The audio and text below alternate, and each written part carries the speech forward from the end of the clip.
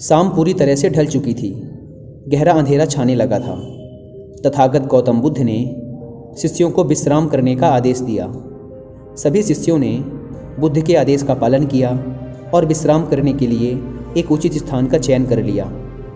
इससे पहले सभी निद्रा में लीन होते बुद्ध को एक अद्भुत कथा याद आ गई, जो उन्होंने अपने शिष्यों को सुनाई। यह कहानी तब की है जब पृथ्वी पर हर जगह प्रकाश नहीं था, अग्नि नहीं थी, चारों ओर अंधेरा ही अंधेरा था। एक गांव के लोग सदैव अंधकार में ही रहते थे, लेकिन फिर भी उनके मन में अंधेरे को दूर करने की इच्छा थी। उन लोगों ने बहुत उपाय किए, मंत्र श्लोक पढ़े, बूढ़े सयानों से सलाह ली।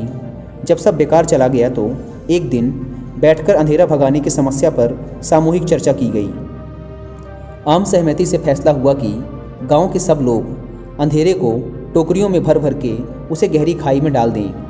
एक ना एक दिन तो उसका अंत होकर ही रहेगा। यह बात इतनी उचित लगी कि गांव के सारे लोग अंधेरे को टोकरियों में भर भर कर खाई में फेंकने लगे। दिन, महीने, साल, युग बीत गए। पीढ़ियां दर पीढ़ियां टोकरी भर भर कर अंधेरे को खाई में फेंकती रही, लेकिन ना तो अंधेरा गया और ना ही वह खाई ही भरी। लोग ऊब गए, हार गए। साल दर साल हर व्यक्ति अंधेरे को टोकरी में भरकर फेंकता रहा।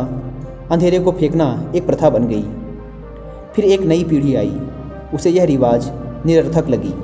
उस पीढ़ी का एक नौजवान एक दूसरे गांव की सुंदरी से प्यार करने लगा। वह उसकी दुल्हन बनकर गांव में आ गई।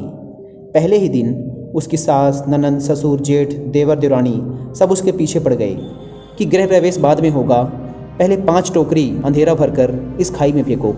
वह हंसने लगी। उसने अपने वस्त्रों की गांठ में से एक सफ़ेद चीज़ निकाली, अपने मायके से लाया दीपक निकाला, 2 पत्थर रगड़कर अग्नि प्रज्वलित की। दिया, बाती, तेल और अग्नि के मेल से उजाला हो गया। लोग देखते ही रह गए। दिया जला और अंधेरा गायब हो गया।